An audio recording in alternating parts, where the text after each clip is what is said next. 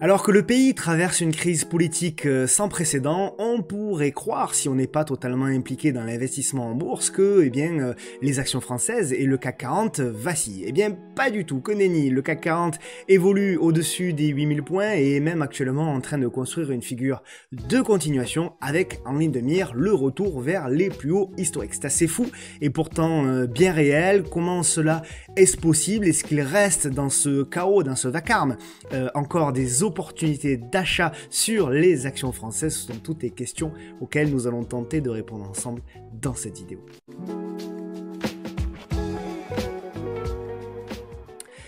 Bonjour à toutes et à tous et bienvenue sur votre nouvelle vidéo bourse, trading et investissement qui s'intitulera cette semaine crise politique et explosion du CAC 40. Comme d'habitude, le petit message d'avertissement qui stipule que le contenu de cette vidéo est à unique but pédagogique et informatif. Vous pouvez me retrouver sur tous les réseaux sociaux qui sont indiqués en bas de cet écran et pensez toujours bien sûr à activer la clochette afin de recevoir une notification dès lors que je publie une nouvelle vidéo. Et des vidéos, il y en a pas mal en ce moment d'ailleurs.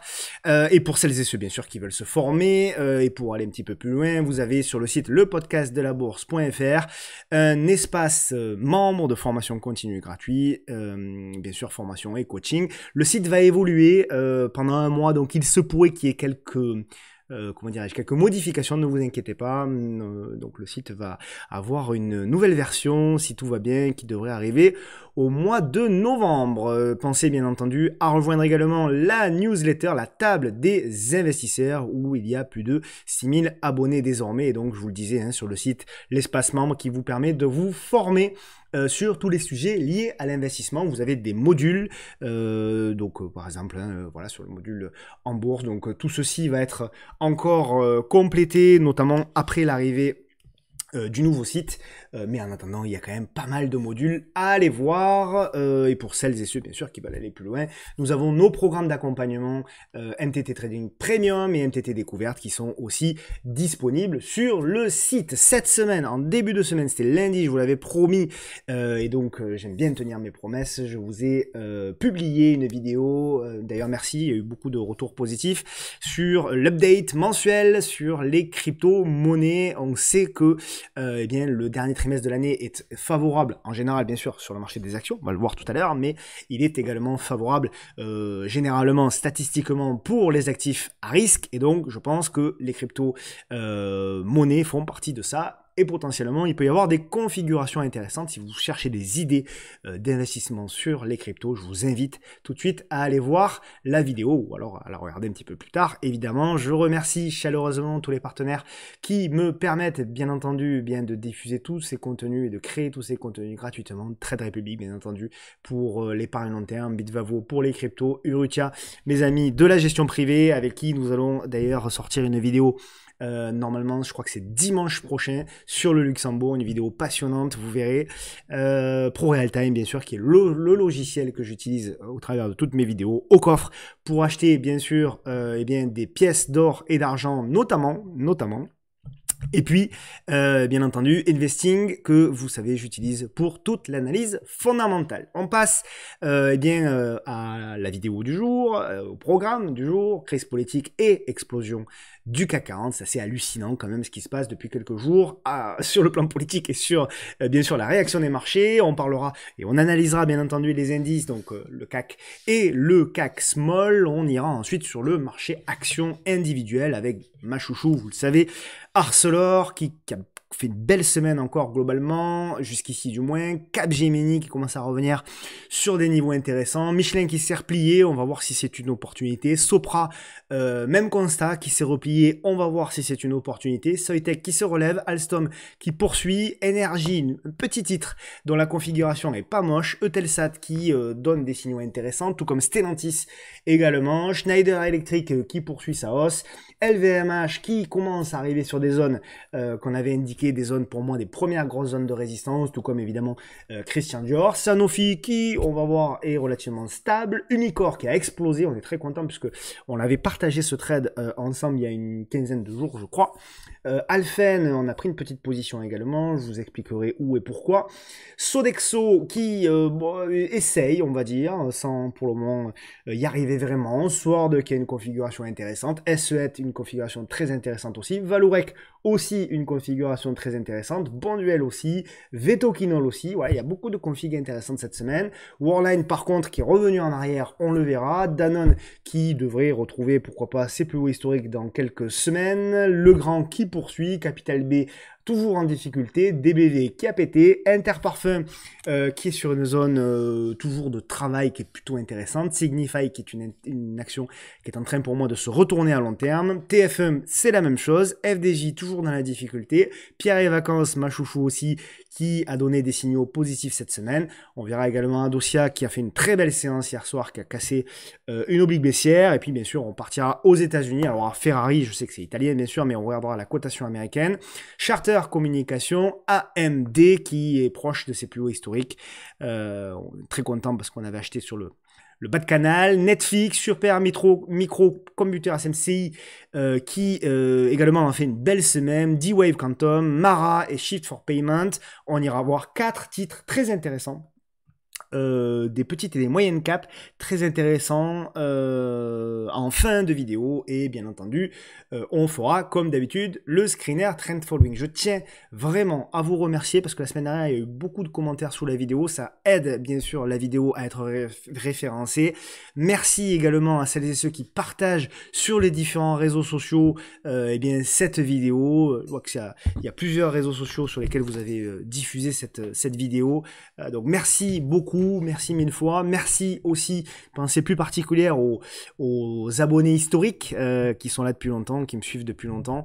Donc merci à eux et qui toutes les semaines laissent évidemment des commentaires. Bienvenue aux nouveaux également. Donc on a un programme très chargé cette semaine, sans plus attendre et sans transition. On passe donc au résumé de la semaine. J'en profite pour activer ma webcam. Me voici, me voilà. Donc le résumé de la semaine, on va d'abord démarrer par, comme d'habitude, hein, la saisonnalité. Donc la saisonnalité, vous la connaissez. On arrive sur un mois d'octobre qui est un mois plus positif généralement que le mois de septembre, qui est un mois négatif, même si ça s'est pas vérifié cette année. Mais en tout cas, le mois d'octobre n'est pas le meilleur mois de l'année, hein, loin de là, puisqu'on va voir qu'il y a pas mal de zigzags. Mais globalement, in fine, ça reste un mois positif. Par contre, les 2 derniers mois, eux, le sont bien nettement. Donc, on est en préparation, on l'espère, bien d'une fin d'année qui pourrait être, on l'espère, malgré déjà qu'on soit bien haut, une fin d'année qui soit quand même positive. Donc là aussi, on parlait du S&P, c'est vrai également pour le Nasdaq qui, au mois d'octobre, a 67% de chances d'être haussier. Post-année électorale de mémoire, et 100% pour le mois de novembre. Donc ça, évidemment, ça bien nous donne de l'espoir. C'est ce que j'allais dire, nous donne de l'espoir.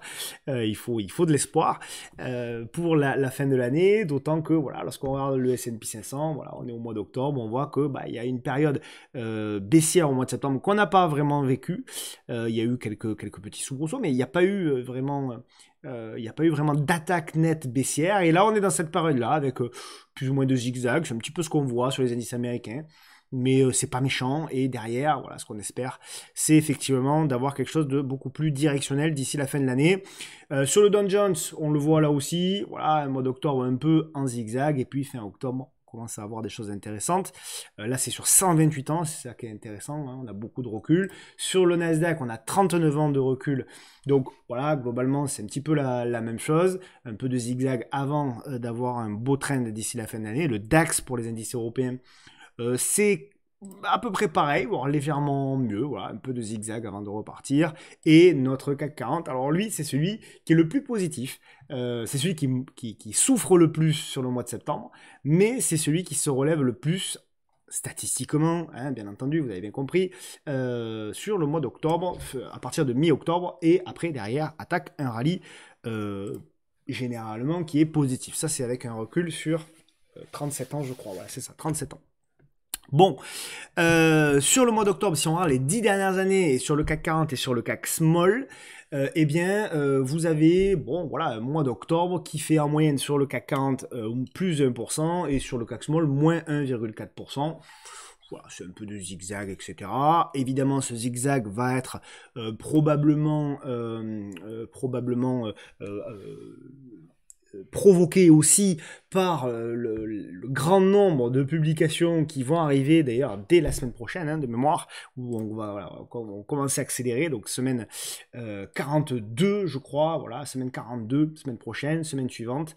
Donc voilà, on va avoir déjà semaine prochaine pas mal de publications, et puis dans 10 jours, là, par contre, on va vraiment être bercé par les publications. Là aussi, alors je le redis encore une fois, mais les plus anciens le savent, lorsque je parle des actions et que je dis il peut y avoir une opportunité, etc., c'est toujours en faisant attention aux dates de publication. Parce qu'en swing trading, je ne joue jamais les publications. Donc pour moi, vérifiez toujours d'abord vos propres actions et les actions que je présente dans la vidéo, vérifiez toujours quand est-ce qu'ils publient. Si vous voyez que je dis il y a une opportunité d'achat au-dessus des tel montant,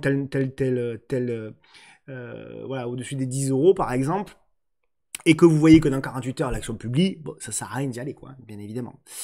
Donc voilà, ça va être le cas aussi hein, aux États-Unis. Cette semaine, nous en avons eu quelques-unes, mais très peu, mais ça va revenir. J'essaierai de vous publier chaque fois le dimanche en prenant le compte sur Twitter, Earning Whisper, qui est un compte américain qui est très très bien, qui publie à chaque fois de manière anticipée les publications qui vont arriver sur, principales publications sur les marchés américains.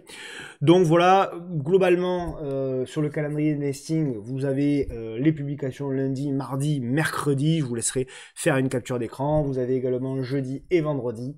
Vous pourrez aller voir, c'est disponible, hein, c'est gratuit hein, sur le site d'Investing. Vous pouvez aller voir, il n'y a pas de problème. Donc voilà un petit peu, il y a beaucoup d'actualités, hein. Il y a beaucoup d'actualités, mais parmi les actualités, il y aura très certainement les publications qui vont avoir lieu, qui vont nous bercer.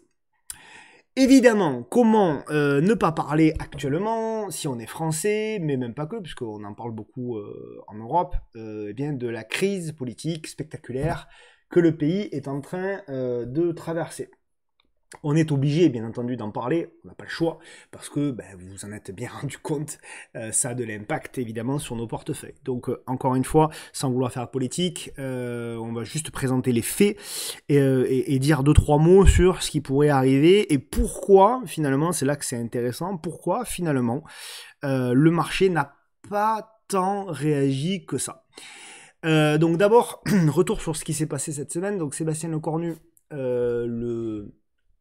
le néo-ex-premier ministre, a présenté sa démission lundi à Emmanuel Macron, qu'il a accepté quelques heures plus tôt. Il avait dévoilé donc dimanche les noms des 18 premières personnalités de son gouvernement. Après presque un mois de tractation, le Premier ministre avait largement reconduit le gouvernement de François Bayrou, contraint à la démission après l'échec du vote de confiance en septembre. 12 des 18 ministres nommés étaient déjà en poste dans la précédente équipe. C'est d'ailleurs ce qui a mis un petit peu le feu aux poudres, avec notamment la nomination de Bruno Le Maire au poste des armées de mémoire. Voilà, donc ça a été très très mal vécu, évidemment, parce que Bruno Le Maire est... alors, je ne vais pas dire responsable de la dette actuelle, parce que pour moi ce serait injuste. Il n'est pas seul responsable de la crise de la dette française, mais il incarne, si vous voulez, ancien ministre de l'économie, évidemment, il incarne, c'est la figure de cette dette, et donc voilà, c'est extrêmement compliqué aujourd'hui. En plus, bon, quelques jours avant, il dit « je reviendrai jamais en politique », et puis bon, voilà. Tout ça, c'est clairement ce qui a mis le feu aux poudres. Donc, invité du journal de 20h, Sébastien Lecornu est revenu sur la crise politique que traverse actuellement le pays. Il a dressé le bilan des consultations menées ces derniers jours avec les principales forces politiques, à l'exception de la France Insoumise et du Rassemblement National. Selon lui, pas parce qu'il n'a pas voulu, mais parce qu'ils n'ont pas accepté. Je tiens juste à le préciser. Selon lui, ces échanges ont permis de dégager plusieurs pistes de travail en vue de la formation d'un nouveau gouvernement encore. Le Cornu a confirmé qu'un nouveau Premier ministre encore devrait être nommé dans les prochaines 48 heures. Le ministre a par ailleurs écarté toute idée de dissolution de l'Assemblée nationale, estimant qu'aucune majorité ne la soutiendrait à ce stade. Il a également déclaré que sa mission de consultation touchait donc à sa fin et qu'il n'envisageait pas de prolonger ce rôle sans évolution politique claire. Concernant le projet du budget, Sébastien Lecornu a précisé qu'il pourrait être présenté ce lundi, parce qu'il avait déjà bien sûr bossé sur un budget, en Conseil des ministres. Il a toutefois reconnu que le texte était évidemment imparfait et qu'il devrait faire l'objet d'ajustements au Parlement. Enfin, sur la question sensible de la réforme des retraites, le ministre a admis que le sujet restait un point majeur de désaccord entre les partis. Il a appelé à réouvrir le débat. Bon, il y a beaucoup de choses. Je vais essayer de faire simple pour que ceux qui ne sont pas forcément très au clair sur la politique française actuellement, en même temps que c'est très difficile, essayent de comprendre. Bon, globalement, qu'est-ce qui s'est passé ? Il a essayé de mettre tout le monde autour de la table et il n'est pas arrivé à trouver un accord. Donc il a dit au président de la République, moi dans ces conditions je ne peux pas travailler, je m'en vais. Ce à quoi le président de la République a dit ok, mais je te donne quand même 48 heures pour continuer de négocier. Et sur ces 48 heures là, il semblerait qu'il ait trouvé un accord, pourquoi pas avec on parle notamment du Parti Socialiste, etc.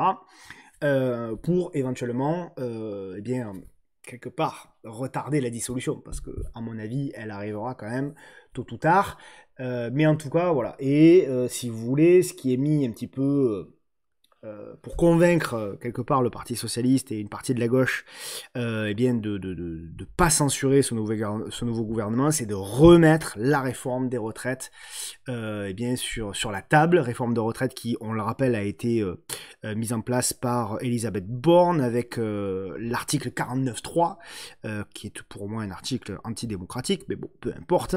Et donc forcément c'est une question qui est toujours encore très sensible. Donc on parle de la suspendre jusqu'au futur présidentiel. En gros, on remet le bébé au futur président de la République en disant on la suspend et puis le prochain président de la République il va s'en débrouiller. Bon, déjà ça c'est un peu moyen quand même, je trouve, mais bon. Je tiens, moi, à titre personnel, quand même, à dire que sur Sébastien Lecornu, encore une fois sans faire de politique, mais que je trouve que c'est un homme d'État. Déjà, c'est assez rare, on sent que c'est pas quelqu'un qui court après le poste, on sent que c'est quelqu'un qui veut avant tout servir la France. Il a certainement échoué, et pour moi, il a fait des erreurs importantes, parce que pour moi, on peut pas parler de rupture en renommant 12 des 18 anciens premiers ministres. Il y a une incohérence totale. Maintenant, est-ce que c'est lui qui a décidé ou pas ? Ça, c'est une autre question, et je n'en sais rien, même si j'ai ma petite idée.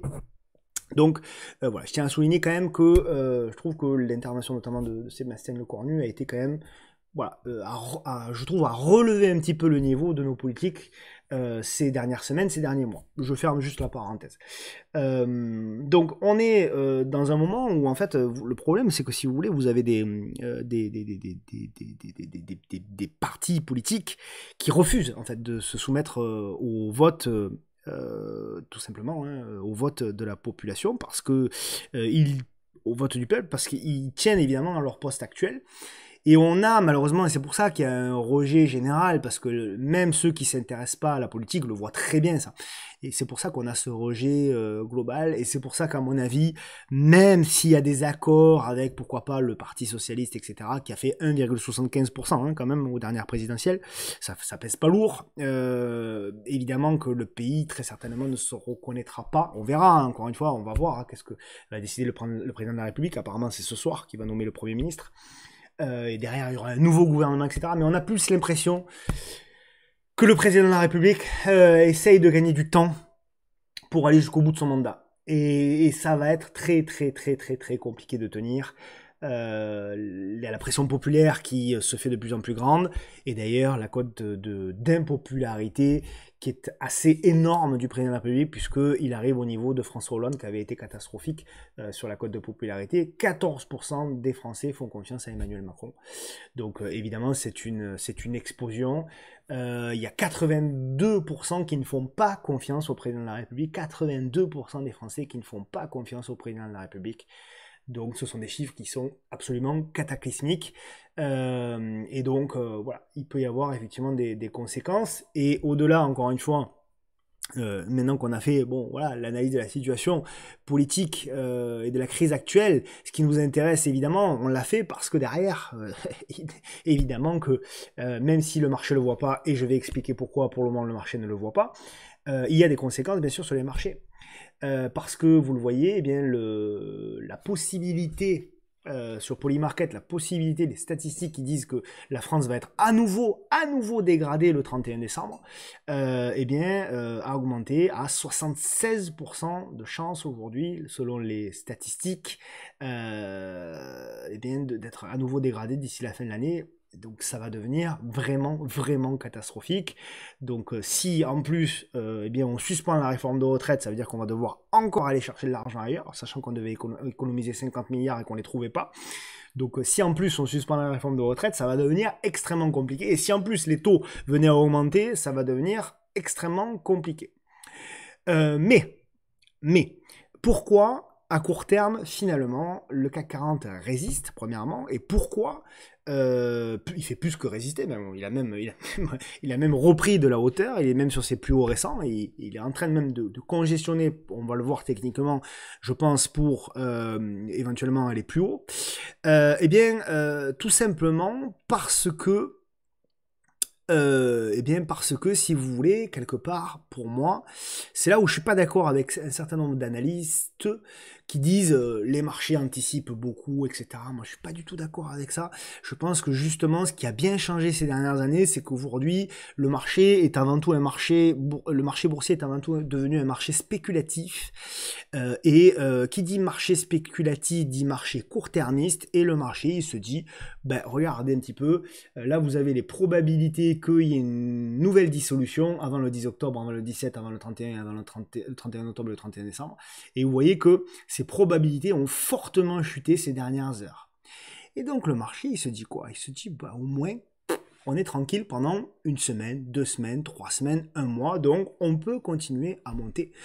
Voilà, donc pour moi, c'est ça aujourd'hui que le marché price. Lorsque vous regardez le spread de taux à 10 ans entre la France et l'Allemagne, ben oui, il est monté, mais il s'est quand même replié très récemment. Alors il est certes important, mais il s'est replié. Donc le marché se dit, ok, de toute façon, ce sera pas pire que maintenant, et au moins on a un laps de temps où les choses peuvent éventuellement se tasser, et on peut se concentrer sur d'autres choses qui sont peut-être encore plus importantes, comme évidemment ce qui se passe à l'international, d'abord, et puis bien entendu le taux de chômage aux États-Unis qui devait arriver la semaine dernière de mémoire, mais qui n'est pas arrivé avec le shutdown. Alors là, je sais pas, j'ai pas trop suivi, je sais pas s'ils vont du coup pouvoir le publier à 14h30 aujourd'hui ou pas. Bon, on verra, mais en tout cas c'est ça pour moi que le marché attend, avec notamment les créations d'emplois, etc., le taux de chômage, voir s'il explose ou pas, pour les raisons que vous connaissez, qu'on va réexpliquer un petit peu plus tard dans la vidéo. La semaine prochaine, en termes d'actualité, au-delà des publications, eh bien, vous aurez surtout l'inflation qui va redevenir le sujet important. Donc, l'IPC en Allemagne, France, corps mensuel et annuel aux États-Unis. Donc là, c'est là que ça va être évidemment important de regarder ça. Et après, bon, il y a les ventes à détail, les prêts à la production, etc. Bon, voilà, mais globalement, et bien sûr, l'IPC annuel en Europe, mais bon, globalement, même s'il y a un petit rebond qui est attendu, ça ne devrait pas exploser. Mais voilà, globalement, surtout ce qu'on va attendre, je pense, c'est l'IPC annuel aux États-Unis, donc mercredi 15 octobre de la semaine prochaine. Avec en ligne de mire, bien entendu, et c'est ça aussi qui tient beaucoup les marchés, hein, c'est eh bien les probabilités, les 96,7% de probabilité pour que Powell baisse à nouveau ses taux d'intérêt. C'est assez spectaculaire, on a une accélération qui n'est pas forcément une très bonne nouvelle. Ça veut dire que, selon moi, ils se rendent compte que l'économie américaine est en train de petit à petit d'être en difficulté. On verra si c'est confirmé par le taux de chômage d'ailleurs, ou pas. Mais pour moi, c'est pas forcément une si bonne nouvelle que ça. Alors encore une fois, à court terme, oui. Et c'est ce qui, pour le moment, fait l'essence même du moteur des marchés financiers aujourd'hui. Très bien, à court terme, très bien. À 1 mois, 2 mois, 6 mois, peut-être très bien. Mais au-delà, si eh bien l'économie ne résiste pas, le marché ne vous inquiétez pas, s'en rappellera et sanctionnera lourdement. C'est pas encore le cas, pas du tout. Il faudra des signaux, il faudra 4,4, 4,5 hein, pour le taux de chômage si on passe au-dessus aux États-Unis. Mais c'est une possibilité quand même qu'il ne faut pas exclure, même si les analystes excluent pour l'immense majorité la probabilité d'une récession aux États-Unis. Elle n'est pas encore totalement écartée, à mon sens. Donc toujours garder cette petite musique au fond de sa tête. Évidemment, des marchés boursiers, des marchés américains qui sont portés, vous le savez, par la tech. Mais là aussi, attention, parce que quand on parle de la tech, évidemment, on parle beaucoup, bon, des 7 magnifiques, d'abord, des valeurs liées à l'IA et des 7 magnifiques. Mais même dans ces valeurs-là, lorsqu'on regarde finalement à fin octobre, la performance des 7 magnifiques, eh bien, et qu'on la compare au S&P 500 qui est en noir, eh bien finalement, il n'y a que 4 valeurs sur les 7 magnifiques, donc il n'y a plus que 4 magnifiques aujourd'hui qui surperforment, eh bien, depuis le 1er janvier 2025, qui surperforment le S&P 500. Il y a Nvidia, il y a Google, il y a Microsoft, je crois, et Meta. Si je ne me trompe pas, oui, je crois que c'est ça. Donc voilà, globalement, là aussi, on voit que le marché n'est plus porté par quelques valeurs, mais aujourd'hui, il est porté par une toute petite poignée de valeurs. Donc ça aussi, il faut le prendre en considération. Ok. Donc ça c'est très important. Donc je vous le disais, les probabilités d'une récession aux États-Unis sont plus ou moins écartées, sont même en train de baisser à nouveau. On est revenu globalement à 30%, quoi, voilà, un tiers, hein, grosso modo. Donc bon, ça veut pas dire que c'est exclu. Attention, ce qu'on regarde encore une fois, bien entendu, c'est le taux de chômage aux États-Unis. Pour le moment, on a une figure de retournement qui est en train de se mettre en place. Est-ce que cette figure de retournement va être accompagnée, comme ça avait été le cas ici, ou ici, ou ici, ou là, ou pas? Ça, c'est une autre question. Et c'est évidemment ce qu'il faut surveiller. On regardera, bien entendu, également, bien sûr, voilà, la création, bien sûr, des emplois qui ne fait que baisser. Et le taux de chômage en bas qui, lui, potentiellement ne pourrait faire qu'augmenter. Et on sait que, généralement, quand ça croise, ça sent pas bon. Nous verrons. Ce qui est intéressant également de regarder, là c'est plus pour de l'analyse de flux, c'est que, eh bien, globalement, on est de manière générale, hein, les investisseurs, de manière générale, et également bien sûr les grands investisseurs sont globalement très largement exposés sur le marché des actions. Pas de manière irrationnelle encore. Hein, de manière irrationnelle, c'est arrivé ici en 2015, c'est arrivé ici en 2018, c'est arrivé ici, ça devait être mi-2024. Mais voilà, on est quand même sur un niveau assez haut, on est à 0,6, 0,7 au-dessus de l'écart type. Donc voilà, grosso modo, on ne peut pas dire qu'il y ait un potentiel qui soit fou, mais malgré tout, il y a quand même encore un peu de marge pour monter, d'où mon scénario principal, effectivement, qu'on pourrait même avoir une petite correction intermédiaire, mais pour moi, il y a encore un potentiel qui n'est pas énorme et qui est possible encore dans l'excès, entre guillemets, haussier sur les marchés américains. Alors, évidemment, là, vous trouverez, c'est comme à chaque période, hein, vous trouverez des gens qui sont haussiers, vous trouverez des gens qui sont baissiers, vous trouverez des gens qui vous disent que on arrive au bout du bull market en vous prenant des exemples, vous aurez des gens qui vous disent qu'on est qu'au début du bull market. Je vous montre un petit peu par provocation ce graphique, parce que pour moi ce graphique ne veut rien dire, tout dépend à partir de quand on considère qu'on est en bull market, etc. Mais les plus bullish d'entre nous diront, ben, ça fait que 3 ans finalement, et on a eu des bull markets beaucoup plus longs, notamment le bull market de 2000, où on a duré quasiment 12 ans. Voilà, bon, moi, je suis pas fan de ce graphique pour tout vous dire, mais voilà, je tiens à vous le montrer parce que je vous montre un peu tout, quoi, voilà. Par contre, je suis plus fan de ce graphique-là, qui montre, bien entendu, vous le connaissez, mais j'aime le remontrer, qui montre la valorisation des actifs qui constitue le S&P 500, qui est effectivement à un niveau élevé. Alors oui, effectivement, on est sur une comparaison du price earning ratio, donc ça ne prend pas en considération la croissance, etc. etc. Je suis d'accord, malgré tout, on peut considérer quand même aujourd'hui qu'on est quand même cher sur le marché américain. Moi, je trouve qu'on est cher. Est-ce qu'on est en bulle sur je l'ai déjà dit, sur certains secteurs, oui, mais pas sur tous. Je pense qu'il qu'il y a encore des choses à faire sur le marché américain. Par contre, il faut devenir extrêmement sélectif. Sur les grandes capitalisations les plus connues, je pense que c'est plus le moment d'y aller. Je réfléchis, il y a peut-être une exception ou deux, mais globalement, je pense que c'est plus le moment d'y aller. Maintenant, la question, en fait, elle est assez simple, c'est de savoir où est-ce qu'on va avoir cette formation de marché en range, qui est mon scénario principal.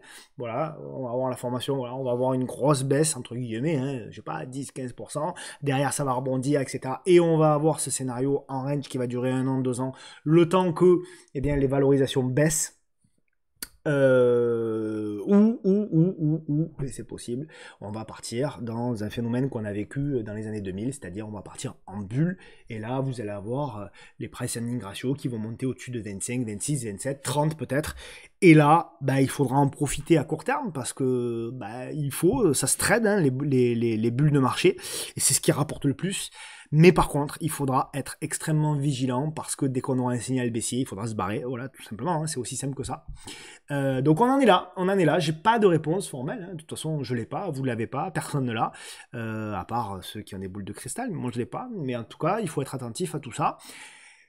Très intéressant également, vous le savez, j'ai pris des cailloux quand je disais ça il y a quelques semaines, je disais le dollar pour moi est en train de construire un bottom, donc il faut le surveiller, et depuis, effectivement, le dollar a bien rebondi, je crois qu'il a pris à peu près 3 ou 4%.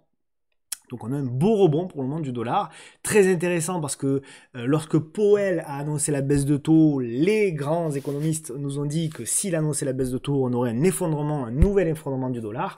Eh bien le point bas du dollar, il est où? Il est là, il est pile ici, au moment où on a eu l'annonce de la baisse des taux par Jérôme Powell. Donc évidemment, le marché a fait un contre-pied fabuleux. Donc ça aussi, potentiellement, ça peut avoir, bien entendu, selon moi, un impact important sur les marchés. Donc voilà ce que je voulais vous dire. Mon scénario à ce stade n'a pas changé, il changera très certainement ou il sera ajusté, mais à ce stade mon scénario n'a pas changé. Je garde, tant que c'est le cas, je vais garder un peu ce graphique là, voilà, comme ça nous sert un petit peu de repère. Moi j'imagine bien, alors, potentiellement un peu de volatilité sur les prochains jours, je sais pas, mais derrière j'imagine quand même beaucoup moins de volatilité, donc potentiellement un marché haussier.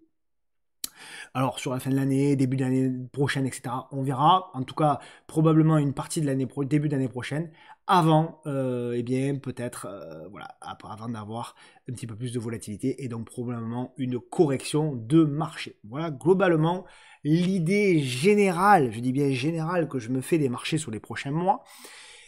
Je vais l'ajuster au fur et à mesure, on va l'ajuster ensemble, parce que, encore une fois, ce qui est important sur les marchés financiers, c'est de définir des scénarios qu'on va ajuster. On s'en fout d'avoir raison, ça n'a pas d'importance d'avoir raison ou tort, mais ce qui est important, c'est de travailler des scénarios pour que, lorsqu'ils se mettent en place dans la réalité, eh bien, on puisse appliquer des plans clair qu'on a déjà également travaillé en face de nos scénarios. Parce que là, c'est là où finalement vous allez emmagasiner pour moi un maximum de performance. Voilà, grosso modo sur toute la partie macro-éco, tout ce que je voulais vous dire. Je peux pas faire plus transparent, hein, voilà, je peux pas plus me mouiller que ça pour le coup. J'hésite la météo de la veille, mais évidemment quand on évite la météo de la veille, eh bien on peut se tromper. Et je me tromperai très certainement. Ça fera plaisir apparemment à beaucoup, donc ça c'est pas un souci.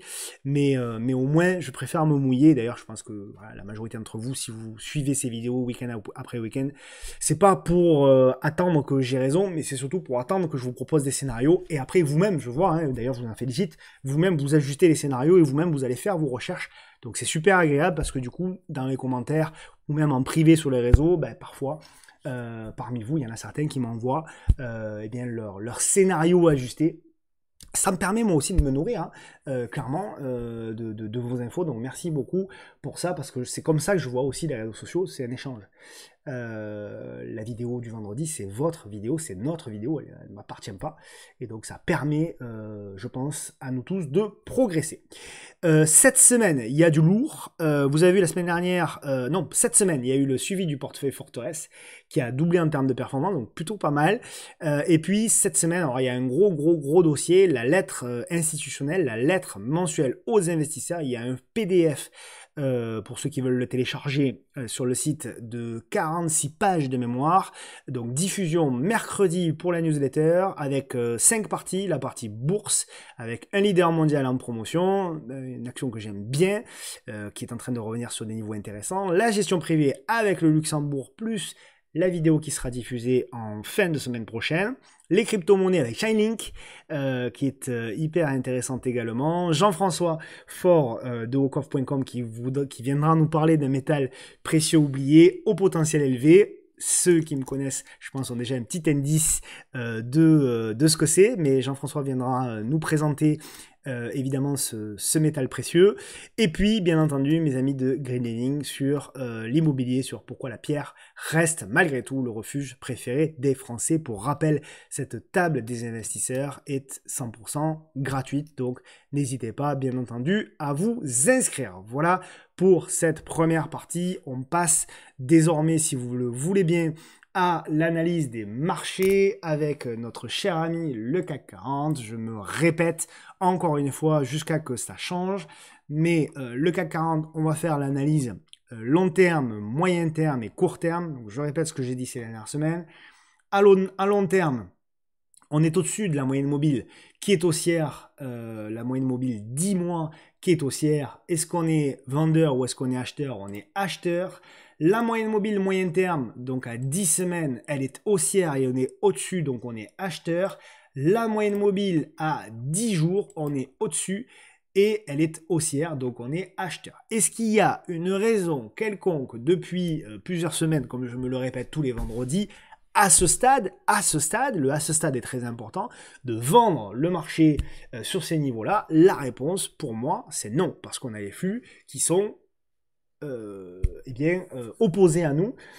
Et donc, pour moi, il n'y a pas de raison aujourd'hui, effectivement, de vendre le marché. Donc, lorsque je regarde effectivement ce qui est en train de se passer, c'est le scénario qu'on s'était donné, c'est-à-dire j'attendais un repli et une construction. Ce repli, on l'a eu. La construction, on l'a.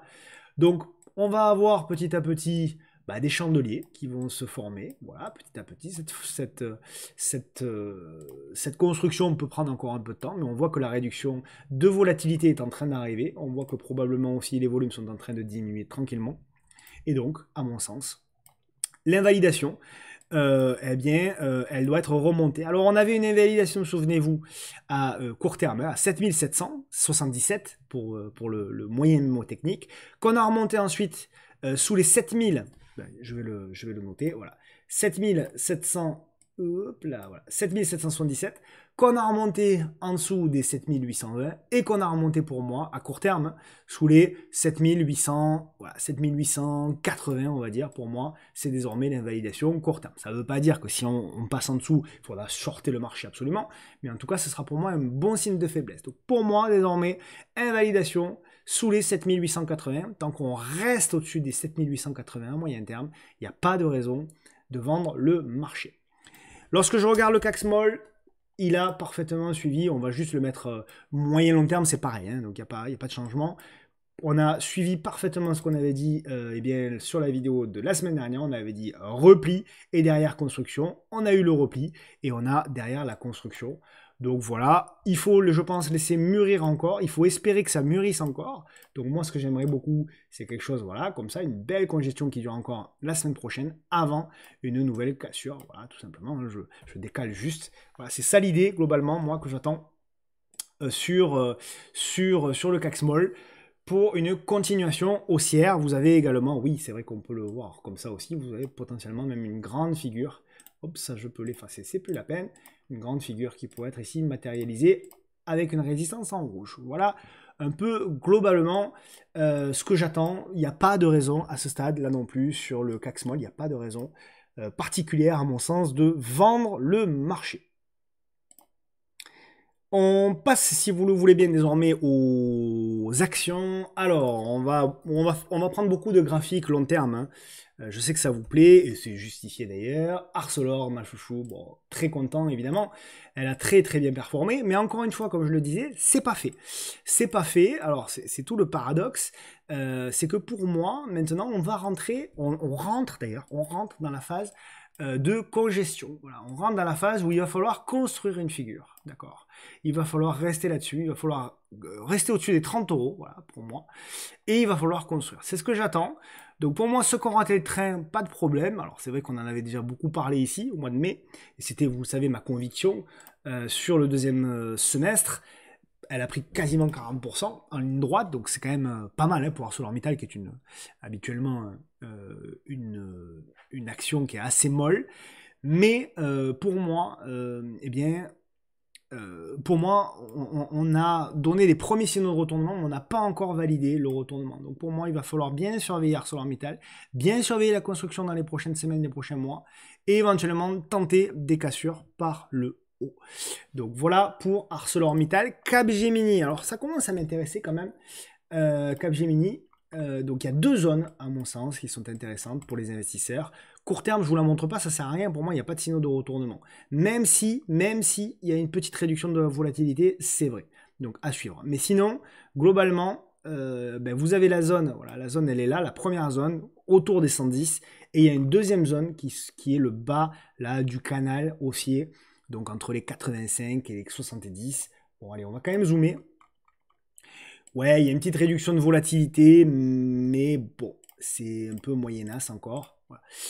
Pour moi, c'est plus une figure de continuation, donc on risque d'avoir encore une attaque baissière sur Capgemini. À voir. Alors éventuellement, oui, si on répète par l'eau les 127, 128, on peut avoir un signal, mais bon, c'est peut-être un peu tôt.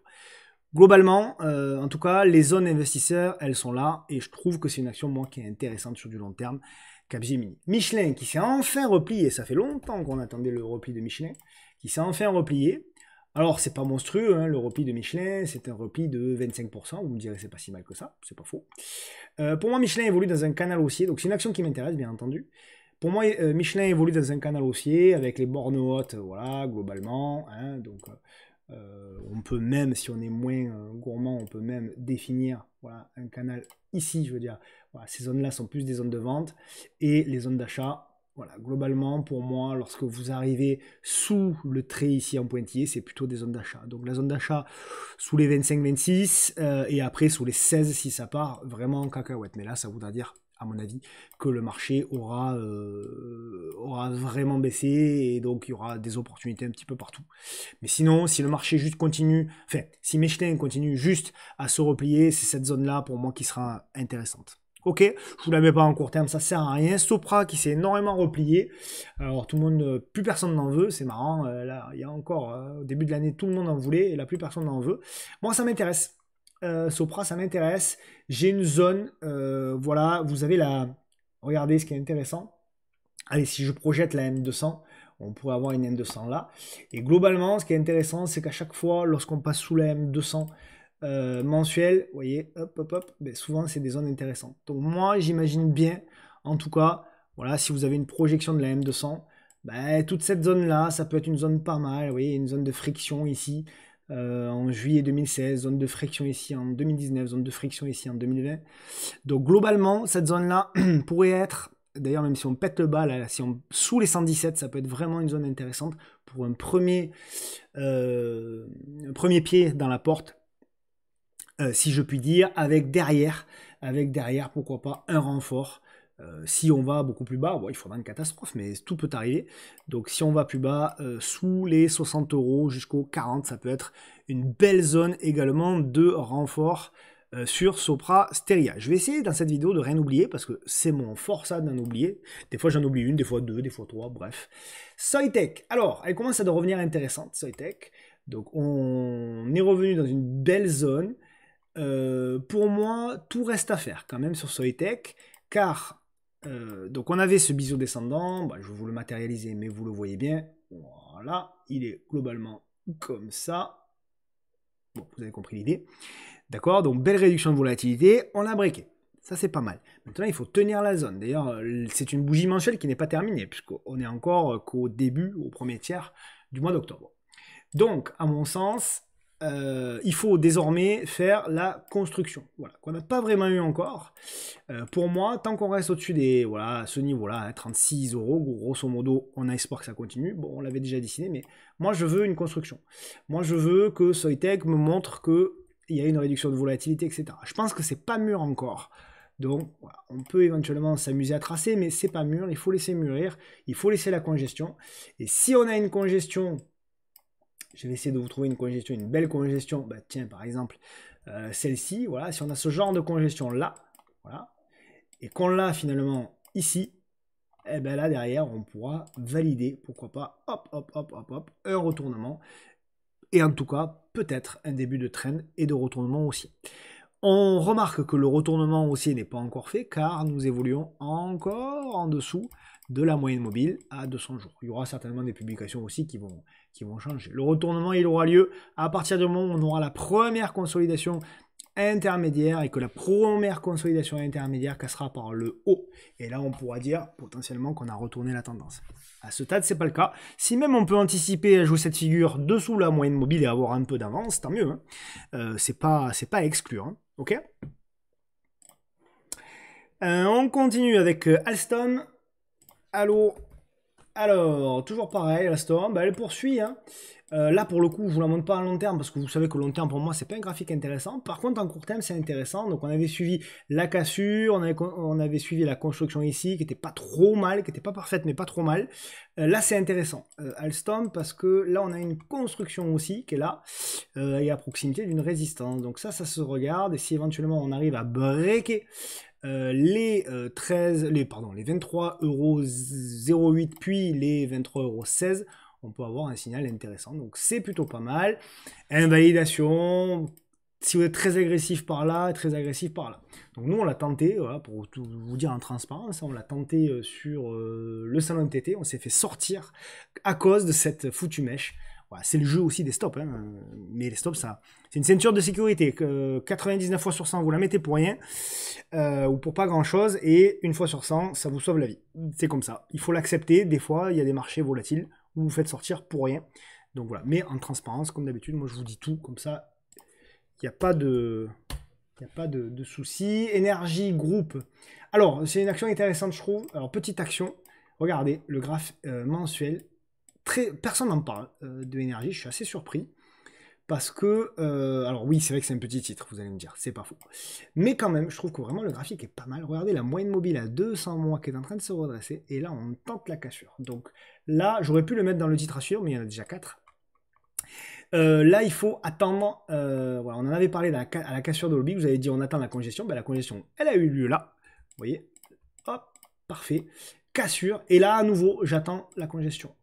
Et si j'ai ça, derrière, on trade la cassure. Donc vraiment intéressant. Pareil, je ne sais pas quand est-ce qu'il veut publier et s'il publie, n'y allez pas.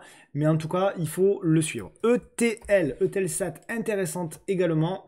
Donc elle a breaké cette oblique ici. Elle a breaké cette oblique là. Voilà, donc ça c'est plutôt pas mal. Break, pullback, on relance, petite figure intermédiaire. Voilà, on relance. Donc c'est plutôt pas mal. C'est pas la plus propre de toutes, mais pour le moment, on est en train petit à petit de retourner la M 200 jours. Donc, ma foi, pourquoi pas, si elle continue de construire le plus haut possible, ça peut être, si vous avez une porte d'entrée, ça peut être une opportunité pour tenter quelque chose. Stellantis qui a énormément performé, qui s'est bien relevé, qui continue d'ailleurs de se relever, donc ça fait un moment que j'en parle hein, de Stellantis, je vous dis attention, Stellantis, elle congestionne, elle tient le support, etc. Plus personne n'en veut, ça va devenir intéressant. Elle a mis du temps, certes, mais malgré tout, voilà, pour le moment on a breaké la zone pour moi qui était très intéressante, la zone ici globalement des 8,80 €. Et là, on s'installe au-dessus. Intéressant également de noter, certains l'ont noté, je l'ai vu sur les réseaux, la congestion qui est en train de se mettre en place sur Stellantis. D'accord? Donc, si on casse par le haut, peut avoir un signal intéressant sur Stellantis. Objectif, revenir dans cette zone-là, les 11 €, quelque chose comme ça, et après, nous verrons. Schneider, alors on a eu le repli, on a eu la hausse qu'on attendait, on attendait un repli, il n'y a pas eu de repli, voilà. Donc c'est un canal haussier, magnifique. Pour moi, opportunité pour les long-termistes sur repli, bas de canal. Voilà. Donc ici, on avait dit que c'était intéressant pour voir le rebond technique avant une nouvelle attaque baissière. On a eu le rebond technique, mais on n'a pas eu l'attaque baissière pour le long-termiste. Par contre, voilà. Là, on est un peu en haut de canal, donc pas convaincu que ce soit le moment d'acheter, sauf pour le coup, pour les traders. Parce que là, pour moi, c'est quand même une formation de réduction de volatilité, donc elle peut casser par le haut et on peut aller chercher, pourquoi pas, et ça peut aider d'ailleurs le CAC 40, on peut aller chercher les 260, 270, pourquoi pas, et revenir même sur les plus hauts historiques. Mais le ratio gain-risque n'est pas intéressant pour l'investisseur long terme. Pour le court-termiste, oui, si vous mettez un stop très court et que vous visez un objectif là, bon, ça peut avoir du sens de tenter le coup. LVMH, LVMH qui pour moi, alors c'est le mensuel qui est hyper intéressant, donc voilà, on en a nous un petit peu en portefeuille, donc je vais vous montrer l'entrée court terme, il n'y a pas de problème. C'est là où on va avoir le moment de vérité, c'est-à-dire beaucoup parlent de cette épaule, tête épaule depuis longtemps, qu'on avait cassé, tout le monde disait bon ben voilà, c'est directement on va aller là et là, c'est potentiellement toujours possible, et là, très intéressant, c'est qu'en fait on fait le pullback sur la ligne de coup. Voilà, vous avez le support ici de la première épaule, le support ici de la deuxième épaule, et là on revient de cette zone-là. Donc pour moi, si vendeur il y a, ils sont là dans la zone des 600. Et c'est là qu'ils doivent se présenter. Donc voilà, nous on en a un petit peu du LVMH, on a pris ici la cassure, voilà, je vous l'avais déjà montré je crois la semaine dernière, la cassure donc des 524. Le stop est remonté parce que pour moi il y a quand même un vrai risque qu'on ait une attaque. D'ailleurs, on a eu une belle attaque baissière hier, mais aujourd'hui, on a le petit contre-pied qui est en train de se faire, donc c'est pas mort totalement. C'est pour ça qu'on essaie de jouer un petit peu tout, quoi. Ouais, c'est pour ça qu'on remonte, on laisse un peu de marge sur le stop, mais en même temps, on le remonte parce qu'on veut pas non plus cramer 5% de perf en quelques jours, quoi. Donc voilà, globalement, le plan et la stratégie sur LVMH. Dior, je vous la mets juste en unité de temps long terme, c'est le même graphique, évidemment, sur Dior, donc voilà, hein, c'est vraiment deux graphiques similaires. Donc là aussi, vous avez proposé un achat pour les long-termistes pile là, sur les 419. Donc ceux qui ont acheté eh bien, dans cette zone-là et qui ont fait 30% de bénéfices, on me l'a demandé cette semaine, est-ce que c'est pas le moment de vendre une partie? Je ne sais pas, en tout cas c'est probablement le moment de se protéger, c'est-à-dire de mettre, même sur les positions long terme, de mettre un stop à break-even. Comme ça au moins, si elle continue, super, vous êtes dedans. Si elle revient en arrière et qu'elle vient vous chercher, au moins vous perdez pas d'argent. Voilà. Mais après, chacun gère comme il veut. Certains diront, je vais vendre 30% de ma position et garder le reste. Certains diront, je vais vendre 60% et garder le reste. Après, ça, les amis, hein, voilà, il y a autant de traders que de méthodes. Et chacun voit midi à sa porte. Ça dépend de beaucoup de choses. Ça dépend de votre exposition générale, globale. Ça dépend de la taille de votre position sur Christian Dior. Ça dépend de plein de paramètres que j'ai pas aujourd'hui et que chacun d'entre nous a de manière différente.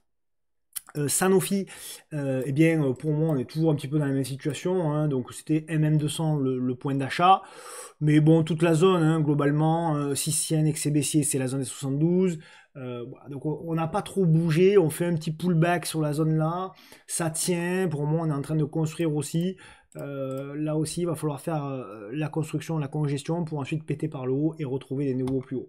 Sans ça, si on lâche par le bas, par contre, il faudra regarder la zone de support oblique ici. Et si vraiment on lâche sévère, bon, ben là, on ira plus bas, mais bon, on n'y est pas encore, il y a le temps, j'espère. En tout cas, voilà, pour le moment, statu quo. Umicore, vous avez partagé, alors évidemment, une des plus belles perfs qu'on a fait là, ces derniers jours sur le salon, Umicore. Donc, on avait acheté. Donc moi, ce qui m'intéressait beaucoup en mensuel, c'était le support oblique. Hein, là aussi, la pureté d'analyse technique extraordinaire.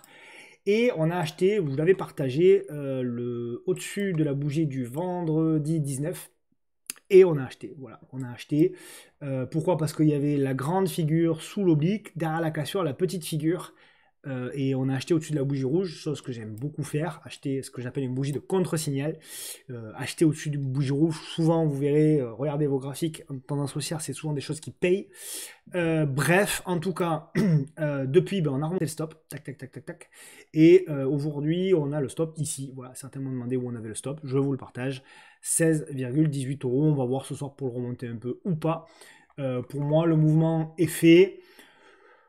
Là aussi, je me gratte la tête. Est-ce qu'on prend une partie des bénéfices et on garde le reste à long terme? Puisque quand même, on peut considérer qu'on a retourné la tendance. Là aussi, vous avez eu typiquement ce que je vous théorise beaucoup, hein, c'est-à-dire le premier pattern au-dessus de la M200 qui s'est retourné. Donc on peut considérer que potentiellement on a retourné la tendance. Bon, à voir, je suis en réflexion là-dessus. Alphen, on en a pris un petit peu. Je vous montre qu'en court terme, parce que en long terme, voilà, pour le moment, il ne se passe pas grand-chose. Si ce n'est que, quand même, en unité de temps hebdo, on est en train de valider le passage au-dessus de la M10. Donc c'est pas si affreux que ça. Et en unité, c'est surtout pas en 4 heures, en journalier. Nous, on a pris... Voilà, alors, je suis rentré en retard parce que j'ai vu la config en retard. En réalité, il y avait une belle congestion qui était ici. Il y avait un inside bar, donc on pouvait prendre pour les très agressifs au-dessus de l'inside bar, mais pour moi, le vrai signal, il était là. Il était au-dessus, il y a un double top plaf. Il y a un double top, voilà, qui était assez propre. Je vais zoomer, désolé, si vous êtes sur smartphone, c'est peut-être un peu, mais je vais zoomer un maximum, voilà. Il y avait un double top, vous voyez, double top, avec ce que j'appelle une bougie de contrôle. Bougie de contrôle, c'est une bougie qui englobe les deux bougies suivantes, 2 ou 3 ou 4 d'ailleurs, peu importe. Réduction de volatilité, regardez-moi ça, pam, voilà, superbe. Donc là, pour moi, l'achat, il était là. Je ne l'ai pas vu, je l'ai loupé. Donc je l'ai vu que dans le screener du lendemain. C'est pour ça qu'on est rentré vraiment un peu de manière agressive, voilà ce que je vais dire, de manière agressive, au-dessus des 9,90. Voilà. Et le stop est remonté. Et maintenant, voilà, on va laisser en espérant que, éventuellement, on ait une construction là. Et après, éventuellement, la cassure par l'eau. Voilà. Comme ça, je vous dis tout. Vous avez le plan, vous avez la méthode d'entrée. Ouais, vous avez quand même pas mal d'infos. Je ne donne pas tout parce qu'on réserve quand même beaucoup de choses aux personnes qui nous suivent dans nos programmes. Mais déjà, avec ça, vous pouvez voyager selon moi. Ensuite, vous avez Sodexo qui a du mal. Mais qui construit quand même. Voilà, on en est là. Je vous ai dit, ce qu'on attend, c'est la construction. Nous y sommes. Donc pour moi, on est toujours dans la même phase, on n'a pas trop évolué, on a fait une tentative hier avec un échec, mais on est toujours là, ça se surveille, ça se regarde, ok. Donc éventuellement, tenter un achat au-dessus des 55 €, ça peut être une tentative intéressante, avec un stop très agressif aux alentours des 52,5. Sword, j'aime beaucoup, on la suit également, donc là pareil, voilà, c'est quelque chose, alors je vous la montre d'abord en mensuel, et après je vais vous expliquer tout. Donc moi j'aime bien, pourquoi? Parce que bon, déjà c'est une tendance haussière de long terme, on a fait la cassure de l'oblique, on a fait le pullback, on a essayé de rentrer, on s'est fait sortir à break-even sur une mèche, avec MTT là aussi, quoi, comme d'habitude, je vous montre tout, ce qui marche moins. Voilà, malheureusement on s'est fait sortir pratiquement au point bas, ça fait partie du jeu aussi, je l'accepte, il n'y a pas de souci. Donc on attend éventuellement un nouveau signal, pourquoi pas d'ailleurs tenter la cassure ici, à voir, mais je trouve que la config est pas mal. Il faudra voir aussi quand est-ce qu'il publie, bien entendu. SES, je vous en ai parlé la semaine dernière de mémoire, et ce que je vous avais dit, c'est j'attends le pullback dans la zone en rouge, donc ça c'est intéressant car c'est une action qui selon moi est en train de se retourner, vous voyez en mensuel, on repasse au-dessus de la M10 qui est haussière, privilégier un maximum les tendances haussières de long terme, c'est-à-dire les graphiques qui sont au-dessus de la M10 mensuelle qui monte. Voilà. Vous verrez que vos probabilités de réussite vont considérablement augmenter. Elles ne seront pas à 100%, évidemment, elles ne seront même pas à 70% pour tout vous dire, mais vous verrez que vous allez de manière mécanique augmenter vos probabilités de réussir. Ok. Ensuite, en journalier, donc en journalier, pour moi, on est dans la phase voilà, de pullback. Je vais le mettre un petit peu plus large. Donc on est là, il faut la suivre de très près. J'aurais pu le mettre dans le titre à suivre, hein, vraiment.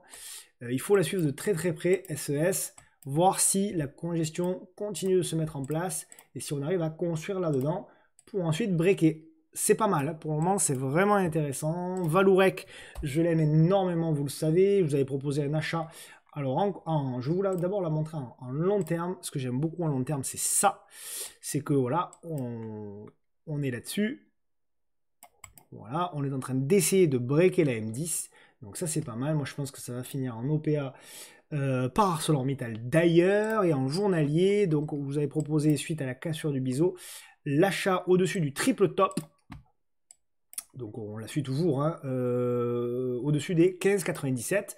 Là, pour moi, vous remontez le stop, paf, par là.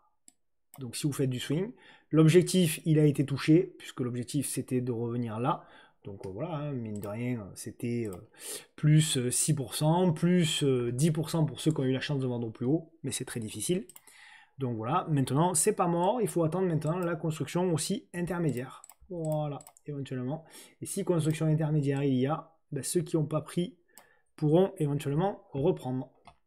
Mais je trouve que c'est un graphique qui est intéressant avec notamment une carotte évidemment sur Valorec avec cette possibilité d'OPA. Graphique très intéressant également, bon duel, ça faisait un petit moment qu'on la suivait plus, et moi je resuis le graphique, là aussi regardez le graphique mensuel au-dessus de la M10 qui monte, donc c'est le graphique qui m'intéresse. En journalier, on fait le repli, le pullback sur une grosse zone qui avait fait support, résistance, résistance, résistance, support, support, et on revient ici tester la zone de résistance. Donc ce qu'il faut maintenant attendre, c'est ce qu'on n'a pas pour le moment, c'est ici la congestion et la fabrication d'une figure de construction pour derrière relancer. C'est ce que j'attends pour pouvoir entrer sur bon duel, donc ça m'intéresse. Vetoquinol qui commence à se mettre petit à petit dans de belles dispositions, mine de rien. Je vous la montre en mensuel, voilà, c'est plus clair en mensuel, donc achat sur repli si on passe sous les 61,50. Maintenant si on a un achat momentum, ça peut être pas mal aussi. Voilà, globalement, avec on voit une belle réduction de volatilité. Pas facile parce qu'elle est un peu erratique celle-ci. Voilà, donc elle n'est pas facile à trader. Il faut peut-être ne pas mettre des stops physiques là pour le coup et peut-être avoir des tailles de position plus petites mais avec des stops en clôture journalière, hein, c'est-à-dire qu'on attend la fin de séance ou le lendemain pour clôturer de manière encore une fois manuelle, mais c'est pas mal. Certains y verront d'ailleurs un potentiel faux breakout avec la congestion, pourquoi pas, donc éventuellement tenter quelque chose au-dessus des 80,3 et le stop, on peut mettre un stop par là ou éventuellement par là pour ceux qui veulent jouer un petit peu plus long terme. Voilà globalement pour Veto. Worldline, déception, je vous la montre que en court terme. On est revenu tester la zone de résistance. Donc voilà, pour le moment, ben, elle remplit bien son rôle de résistance, malheureusement. D'ailleurs, je vais vous la mettre en rouge. Est-ce que c'est mort? Non. C'est pas mort non plus. Pour moi, on sera en difficulté si on passe sous ce support oblique ici en bleu. Alors, si on veut être négatif, évidemment, on peut dire qu'on n'a pas du tout retourné la tendance, hein. On est toujours sous la moyenne mobile, qui avait fait résistance ici, la moyenne mobile à 200 jours. Donc, à mon sens, effectivement, il n'y a pas à ce stade de retournement du tout. Maintenant, si on a envie d'être positif, bah, certains y verront une potentielle épaule, tête et épaule en fabrication. Pourquoi pas? Après tout, moi, tout me va, il n'y a pas de souci. Mais pour ça, voilà, il faut évidemment retourner la tendance et il faut évidemment tenter de revenir tout de suite ici et de construire tout de suite là et ensuite éventuellement trader la cassure. Voilà globalement. Mais pour le moment, c'est quand même pas terriblos. On continue avec une grosse cape Danone. Je change pas mon avis. Moi, je vous ai dit, pour moi, Danone ira aux ATH, à 100 ATH. Donc voilà, l'objectif n'a pas changé. Je pense que c'est plus une opportunité d'achat. Pour mon opportunité d'achat, si et seulement si on revient sur l'oblique qui nous porte en mensuel depuis 2000. Voilà. Donc si on revient effectivement opportunité d'achat, mais pour moi, on va aller tester les nouveaux plus hauts historiques. Donc pour moi, il n'y a pas grand chose à faire en swing, il n'y a pas grand chose à faire en long terme, en attendant sur le titre, si ce n'est de dire que la tendance est très haussière, tout comme le grand qui ne s'arrête plus. Donc voilà, continue de progresser, pareil, pas grand chose à dire. Investisseurs, à mon sens, c'est plus le moment d'y aller. Si vous en avez, vous laissez dérouler, c'est très bien. Vous remontez les stops au fur et à mesure, mais voilà, globalement, pour moi, le stop suivant, il est là, sous les 136. Mais voilà, à part quelques très petites opportunités court terme, mais c'est rare, hein, le grand, le graphe est pas si facile que ça. Là, il y avait une petite congestion, là, il y a une petite oblique, mais vraiment, c'est pas évident. Donc, à mon sens, le grand, là, il faut un petit peu la mettre de côté. J'enlève à rien, c'est le fait que le titre est magnifique. Et bien entendu, voilà, c'est très intéressant d'un point de vue long terme. Mais voilà, pas sur ces niveaux de prix-là, en tout cas. C'est moins le cas. Capital B qui fait qui est toujours malheureusement en difficulté, qui a vraiment beaucoup de mal, voilà, on le voit, hein, le graphique mensuel, qui continue de baisser, c'est moins 84% désormais. Bon, je vois que les rebonds, les petits signaux compliqués, ils ont du mal à passer, voilà. On avait une petite congestion qui s'est mise en place, on a tenté le rebond, c'est vendu. C'est très difficile, franchement, là je pense qu'il va falloir vraiment laisser le titre se remettre de ce chaos. Donc c'est évidemment très très difficile, même quand on a fait les signaux M10 ici, ça a été vendu, là aussi on fait un petit signal M10, c'est vendu. Donc voilà, déjà sous la M10, c'est même pas la peine d'essayer quoi que ce soit, puisque déjà au-dessus de la M10, c'est jamais validé. Donc vous voyez, pour le moment, il faut vraiment attendre, je pense, vraiment une figure beaucoup plus longue, en double creux, etc., avant de pouvoir se remettre en avant, ou au-dessus, minimum de la M10 semaine. Voilà, éventuellement, si vous avez, voilà, vous avez à un moment donné la M10 semaine et vous avez une construction au-dessus, pourquoi pas. Mais en attendant, franchement, je pense qu'il y a mieux à faire ailleurs. Voilà, à part pour les traders, court terme, etc. Bien entendu, mais globalement, je pense qu'il y a mieux à faire ailleurs. DBV, alors, technologie, ce qui est assez intéressant pour DBV, c'est là aussi, vous voyez, regardez, en mensuel, clairement, on a quelque chose qu'on aime beaucoup, réduction de volatilité, on le voit, c'est très clair. Et derrière, on a un beau break, réduction de volatilité au-dessus de la M10 mensuelle qui monte, donc ça c'est canon. Et derrière, en journalier, ben voilà, il y avait des choses à tenter avec là aussi un passage au-dessus et derrière ça accélère. Est-ce que c'est le moment d'y aller maintenant? Pas forcément, les volumes sont immenses, donc faites attention. Minima pour rentrer, à minima, vous tentez une petite consolidation, une petite congestion. Et là, éventuellement, pourquoi pas. Mais pas avant, selon moi. J'ai rien oublié. Non.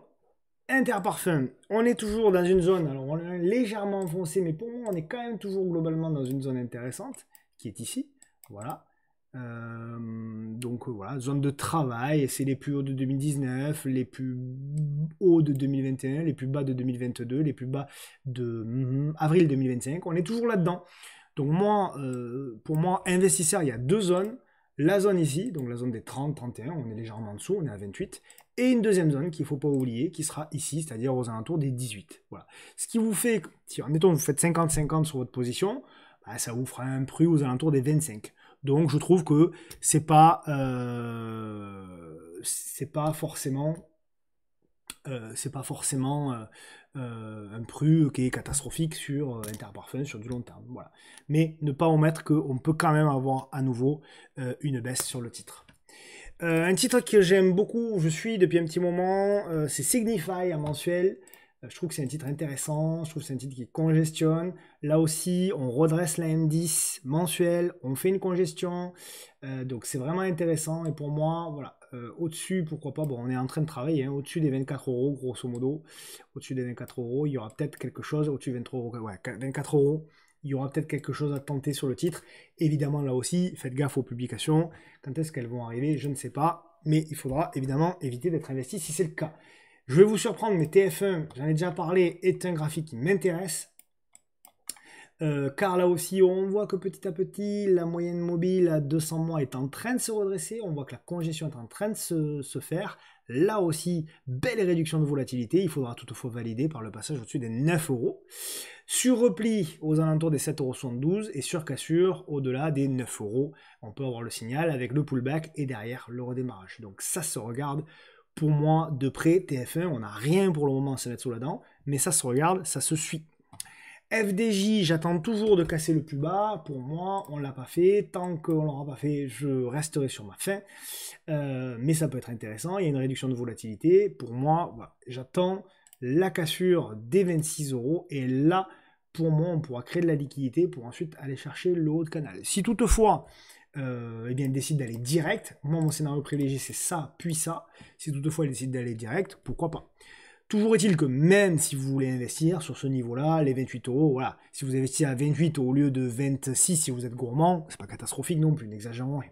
D'accord? Mais en tout cas, voilà, la congestion est là et ça se regarde évidemment pour FDJ. Donc, pas trop d'évolution quand même, hein, depuis 3 mois. On va la suivre parce que je sais que vous aussi, c'est une action qui vous intéresse. Tout comme moi, VAC, sur laquelle vous savez, c'est ma petite chouchoute, voilà, parmi les small caps, j'aime beaucoup. pour des raisons perso, plus que des raisons fondamentales finalement, mais peu importe, faut bien avoir ces petits points faibles. En tout cas, voilà, je trouve que c'est, même graphiquement, voilà, c'est intéressant. Résistance, résistance, résistance, résistance, résistance, cassure, pullback, et là on relance un petit peu, c'est pas foufou, mais on relance quand même. À court terme, ici, on avait une oblique, et l'oblique, on a fait la cassure. Alors c'est un titre difficile à trader, hein, attention, hein, il a fait des mèches, etc. Mais ouais, on se met quand même de bonnes dispositions. Pareil, je sais pas quand est-ce qu'il publie, évidemment. S'il publie, évitez de tenter quoi que ce soit. Adosia, eh bien, elle a fait une belle séance hier avec la cassure de ce faillon là, cassure par le haut. Je l'ai pas vu moi. Alors c'est dommage parce qu'il y avait même un inside bar qui était là. Voilà, donc bon, on revient sur le niveau de résistance, c'est pas mal, il faut la suivre. Il faut la suivre si éventuellement ici vous avez une petite figure à nouveau qui se dessine. Éventuellement, on peut tenter quelque chose. Voilà un petit peu ce que je voulais vous dire sur Adosia. On passe désormais, aux actions américaines. Alors je sais, hein, c'est évidemment que Ferrari c'est italien, merci, on aura compris. Mais voilà, je montre la cotation de Nice. Voilà. Donc pour moi, Ferrari, je le dis, je le répète, pour moi, Ferrari c'est pas une opportunité d'achat, ça reste une action chère. On a ce canal haussier de long terme, on est au-dessus. Éventuellement, là, on revient sur une zone où on peut tenter des rebonds. Voilà, d'ailleurs, c'est toujours la même zone. Hein. Hop, voilà, la zone, elle n'a pas changé. C'était zone d'achat pour vous du rebond technique. Et la zone de vente, c'est toujours la même. Donc, c'est une espèce de range. On achète ici, on vend là pour du trading. Voilà. Donc, pas grand-chose à dire. Et pour du long terme, ben, moi, je serai quand même globalement encore patient. Donc, si vous voulez acheter sur du long terme, pourquoi pas cette zone-là? Mais pensez quand même à garder des billes parce qu'on peut avoir une attaque baissière supplémentaire sur Ferrari. Charter communication, donc graphique intéressant sur du long terme, voilà. Pour moi, on revient, ben voilà, je vous avais dessiné ça, il y a quelques temps, ça devait être au mois de novembre. Donc ben voilà, alors finalement, on est allé d'abord en haut avant de repartir en bas, mais pour moi, voilà, la zone, on y est, si vous êtes intéressé, pour de l'investissement, en espérant que derrière, ça génère du rebond, voilà. Pour ceux qui veulent attendre un signal, vous pouvez éventuellement le faire avec un achat au-dessus du plus haut du mois de septembre, au-dessus des 285, et un stop éventuellement sous le plus bas, c'est-à-dire aux alentours des 240. AMD, bon évidemment je suis super content parce que c'était, vous le savez, une action qu'on suivait de très près, voilà. Il y avait tout, voilà, vous l'avez suivi avec moi, l'achat sur bas de canal ici, et la vente, potentiellement sur le haut de canal. Je pensais pas qu'on allait y arriver, honnêtement.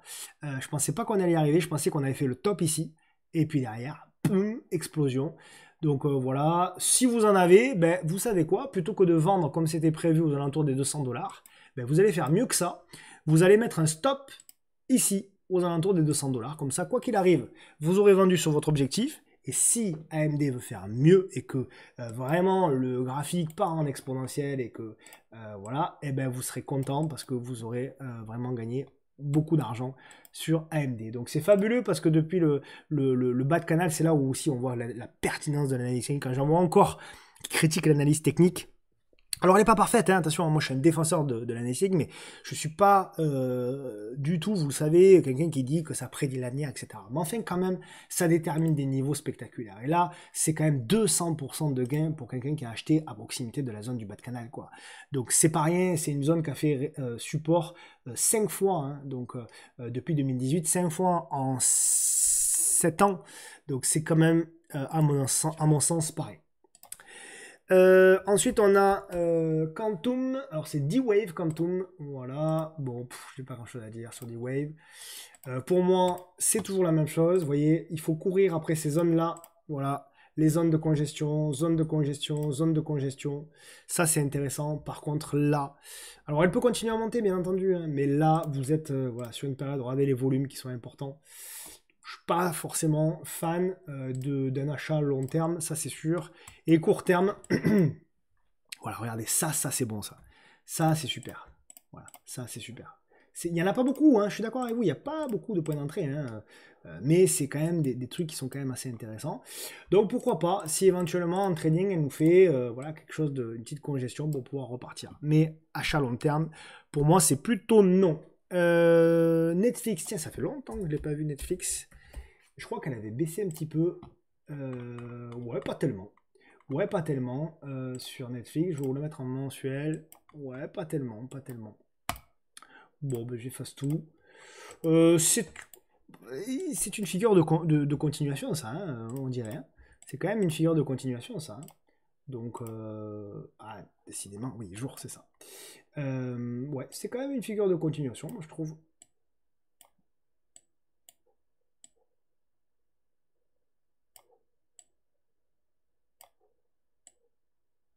Voilà, ça pourrait ressembler à ça. Ça pourrait ressembler à ça. Donc pour moi, c'est une figure de continuation. De toute façon, sur Netflix, regardez, vous vous embêtez pas. Hein. Tant que le trend reste haussier, tant que vous avez la moyenne mobile à 200 jours qui est haussière et qu'on est au-dessus, il n'y a aucune raison pour moi, il n'y a aucune raison pour moi de shorter Netflix ou de vendre vos titres. Hein. Vous pouvez accompagner le plus longtemps possible. Ouais. Donc ouais, pas forcément de signal d'achat, mais pas forcément de signal de vente. SMCI, je suis de très près, je ne trouve pas de point d'entrée. Vous avez proposé la semaine dernière, suite à la cassure ici de l'oblique, un achat. Éventuellement sur repli, mais repli, il n'y a pas eu. Donc voilà, petite réduction de volatilité, mais c'était difficile à exploiter. Donc voilà, il faut patienter et espérer une réduction de volatilité, mais on est déjà près des premiers objectifs, hein, donc c'est un peu compliqué.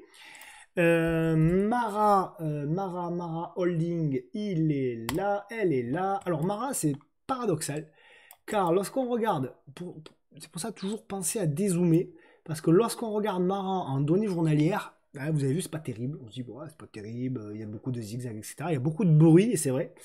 Par contre, là où c'est intéressant, c'est lorsqu'on la regarde en données mensuelles. Regardez, beaucoup plus intéressant en données mensuelles, puisque on voit que, eh bien, il y a une figure qui est en train de se mettre en place, qui est plutôt intéressante. Il y a même un pivot qui est plutôt intéressant, qui est en train de se dessiner, qui est ici, avec notamment la tasse avec Hans. Et là, ça change quand même beaucoup de choses. Donc, ce qu'on pourrait imaginer et espérer, au-delà de imaginer, c'est éventuellement à nouveau une petite réduction de volatilité pour tenter la cassure. Donc, c'est plutôt pas mal. Pour moi, cette figure est valable tant qu'on tient grosso modo les 13 $. Je pense que Mara a du potentiel. Je trouve que le graphe est intéressant. Là aussi, on repasse au-dessus de la M10 mensuelle. Moi, je trouve que le graphe est vraiment pas mal du tout. Ensuite, vous avez du Shift for Payment qui est ici. Hop, elle est là. Donc, moi, je trouve que c'est une action très intéressante. Et achat sur repli, on n'est plus très loin.